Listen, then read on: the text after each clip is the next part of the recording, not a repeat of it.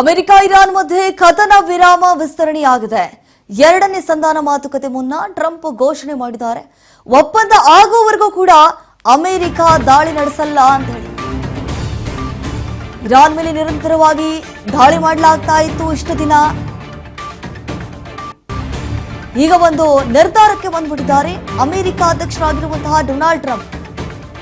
ಒಪ್ಪಂದ ಆಗುವವರೆಗೂ ಕೂಡ ಅಮೆರಿಕ ದಾಳಿಯನ್ನ ನಡೆಸಲ್ಲ ಅಂತ ಹೇಳಿ ಇರಾನ್ನೊಂದಿಗೆ ಕದನ ವಿರಾಮವನ್ನ ವಿಸ್ತರಿಸಿದ್ದಾರೆ ಡೊನಾಲ್ಡ್ ಟ್ರಂಪ್.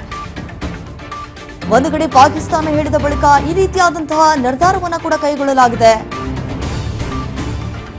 ಮನವಿ ಮಾಡಿಕೊಂಡಿದ್ರು ಯುದ್ಧವನ್ನ ಮಾಡಬೇಡಿ ಅಂತ ಹೇಳಿ ಅಮೆರಿಕ ಅಂದ್ರೆ ಪಾಕಿಸ್ತಾನ ಅವರು ಅಮೆರಿಕ ಅಧ್ಯಕ್ಷರಾಗಿರುವಂತಹ ಡೊನಾಲ್ಡ್ ಟ್ರಂಪ್ ಅವರಿಗೆ ಈಗ ಎರಡನೇ ಸುತ್ತಿನ ಮಾತುಕತೆಯನ್ನ ನಡೆಸಬೇಕು ಅನ್ನುವಂತಹ ತೀರ್ಮಾನಕ್ಕೆ ಬಂದಿದ್ದಾರೆ. ಯಾವತ್ತಾಗತ್ತೆ ಆ ಒಂದು ಮಾತುಕತೆ, ಆ ಮಾತುಕತೆಯಲ್ಲಿ ಏನೆಲ್ಲ ಚರ್ಚೆ ಮಾಡಬಹುದು, ಏನು ಪ್ರಸ್ತಾವನೆಯನ್ನ ಮಂಡಿಸಬಹುದು, ಮತ್ತು ಈಗಾಗಲೇ ಏನು ಚರ್ಚೆಗಳನ್ನು ಮಾಡಬಹುದು. ಹಿಂದೆ ಸಂಧಾನ ಸಭೆ ನಡೆಸಿದಂತಹ ಸಂದರ್ಭದಲ್ಲಿ ಆಗ ಅದು ವಿಫಲ ಆಗಿತ್ತಲ್ಲ, ಈ ಬಾರಿ ಆದರೂ ಸಕ್ಸಸ್ ಆಗುತ್ತಾ ಅನ್ನುವಂತಹ ನಿಟ್ಟಿನಲ್ಲಿ ಸಾಕಷ್ಟು ರೀತಿಯಾದಂಥ